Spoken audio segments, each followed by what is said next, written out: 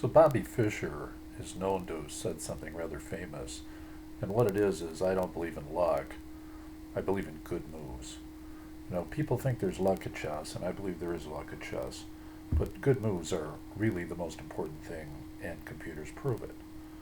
Now is a series of individuals who believe also in psychology at chess, and there have been great chess psychologists like my favorite player, a world champion, and some of the women like the Polgars, talking about how it's really a matter of scouting your opponent and seeing what they do and how to treat them and playing the person even more than the moves in some cases. And this is a little bit about that because what I have experienced in long tournament play is that it's very hard to get away from the fact that there are people who have really high ratings and that you're going to play them and that they're going to be rated higher than you are and you're going to have this sense of doom when you're playing them. And I would call, in many cases, this something called rating intimidation.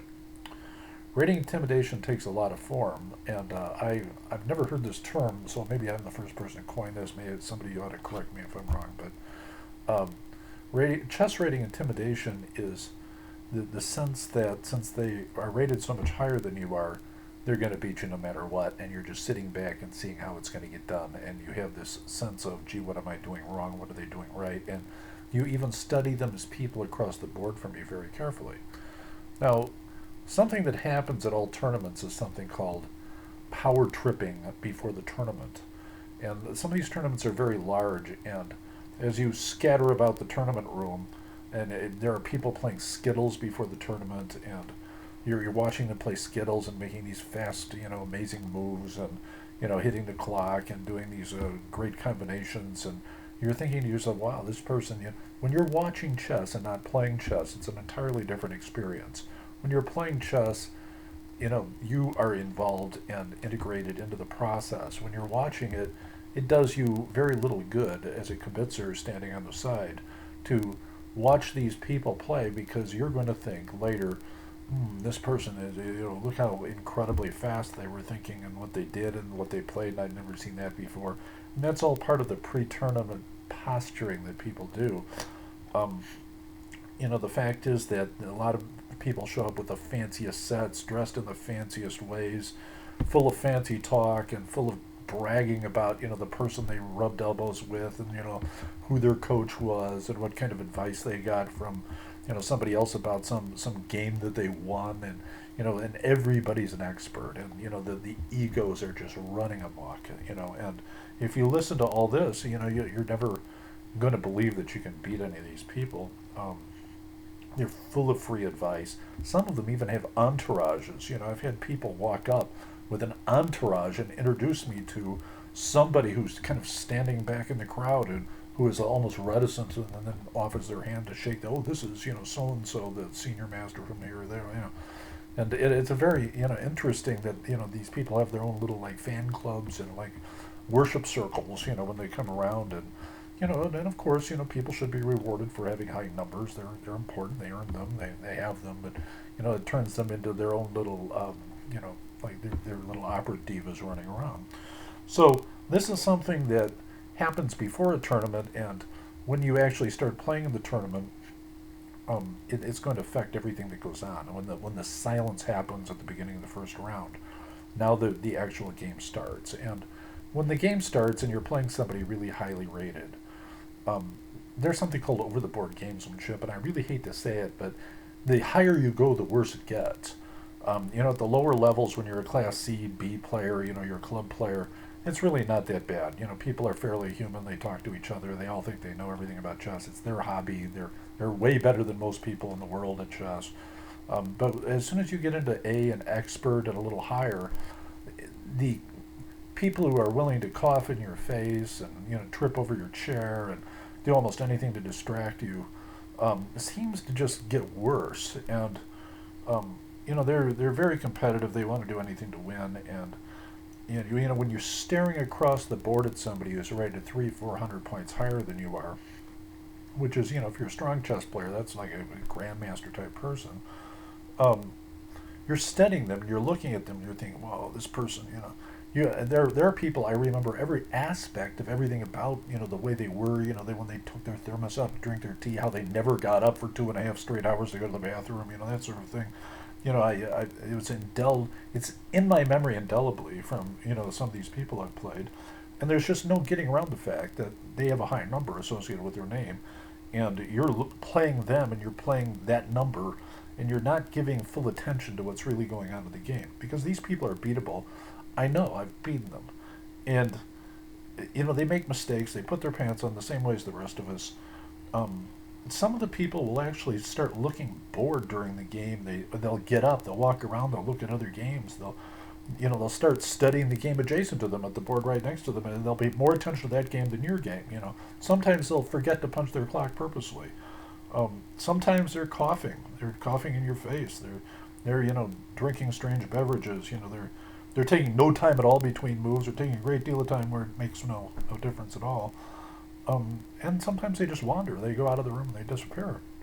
And those are all forms of gamesmanship. Sometimes they're doing it to help themselves, psychically or whatever, but none of it does any good. If you just sit there, and this is what I instruct my students to do, it's called, Sitzfleisch. It's like, butt flesh. It's like having the ability to sit and sit and sit and not get distracted and not, have all the things in the world around you, like doing anything but, allowing you to concentrate on the task at hand, which was to make good moves.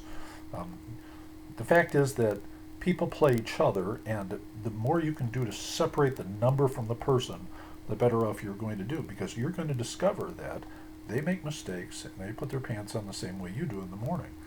And sometimes they're never going to make a mistake. That is possible. And other times they are. And that is why there's a basic principle of chess, and I've never heard anybody espouse this, but I really feel it's true, that all games are lost, not won. It requires somebody to make an error, a mistake, some sort of, it doesn't take much. You can be up a rook, you could be up a queen, you could be anywhere. It means nothing if the position dictates that you're going to win. And the fact is that chess is the kind of game where one small error can turn everything right on its head. You could be at a complete deficit, and all of a sudden it's rags to riches. And you might not notice, and they might not notice, and they might be kind of nonchalantly cruising along and start losing concentration and interest, because of what's going on, and everything can change drastically. At the same rate, when you're playing somebody much lower than you, you can't involve rating intimidation in the way you think about chess, because what happens is you tend to take them for granted, and your concentration slacks off, and you start giving them opportunities. You start getting bored with the game yourself. Oh, I have a one game, I'm 2 pawns up, I'm a piece, whatever, and we're just going to finish this out. And more things end up drawn and lost in those situations than were ever before. You want to be like the old Boston Celtics or the Chicago Bulls of old, who would get up 10 points in a basketball game, and you would never, ever get below 10 points against them again. In fact, they would play just as hard, 10, 15 points up, as they would in an even game for the whole rest of the game. So you got to put your foot on their throat, keep it there, and basically end the game even faster, using that ability when you're playing the lower rated players. Don't give them the hope. So it is kind of interesting that there is this thing called rating intimidation, because what I do for fun is I actually create various profiles on free chess sites, and I'll make an anonymous profile, and I'll go in, and they'll start me somewhere between 1,000 and 2,000 in a rating range, and I'll have to play people that are fairly low rated. And what I've discovered is that the low rated people are not really that much worse than the high rated people. They get very tough, and by the time I've reached up into the low 2,000s somewhere, I'm playing all the people, and it's getting very, very more. It's getting more and more simple to beat higher rated people the higher I get.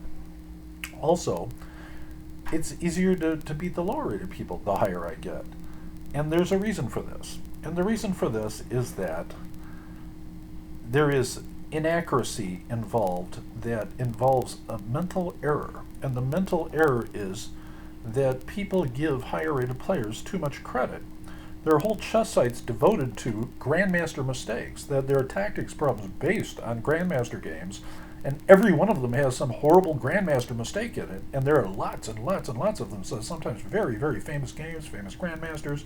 And you can't believe somebody missed something like that. And it took computers, to find these things in modern day. But all of these occurred, and all of them occurred in all the games. And once you know the solution or what's wrong, it's obvious. So it's kind of unfair to say, well, we know this, the computer solved it, the human didn't. But the fact is that this happens in games all the time. What's interesting is that I play the same player. Let's say I play a player who's rated 2,000 and I'm rated 1,800.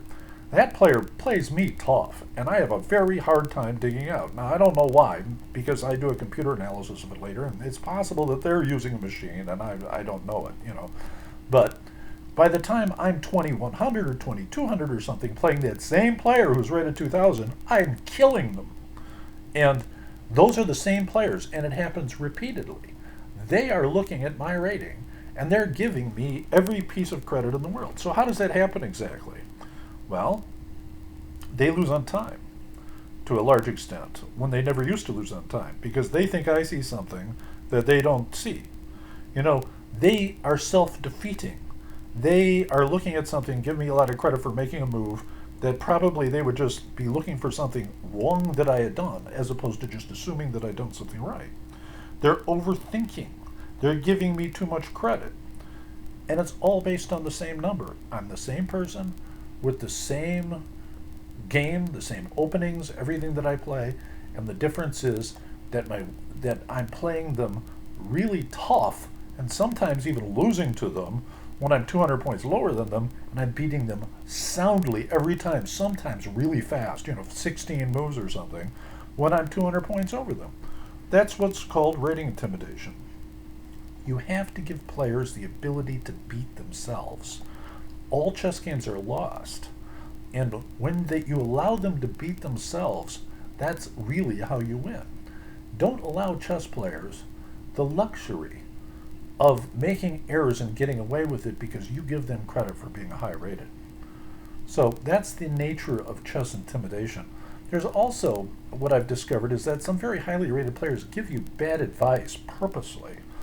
After a game, they'll say, well, I've never seen that before. That was a completely one game, and you did this and this, and it's total crap. You put it into a machine, and the machine verifies that you were correct all along. So, that's just setting something up for the next time they run into you because they're scared to death of you. So, fact is that, I've beat some very highly rated players in tournaments who were introduced to me in entourages, and I've been the one who never played Skittles at the beginning of a tournament. At the end of a tournament, I'm walking away with all the money. I've got the check. I'm the one who's 4-0 or 5-0, and they're not. They're with all their fancy sets and all their great advice and all their amazing egos. So you can't let ratings matter. It's almost impossible not to. But you ought to at least understand what the nature of that is. And that's my advice today. Hope you enjoyed it.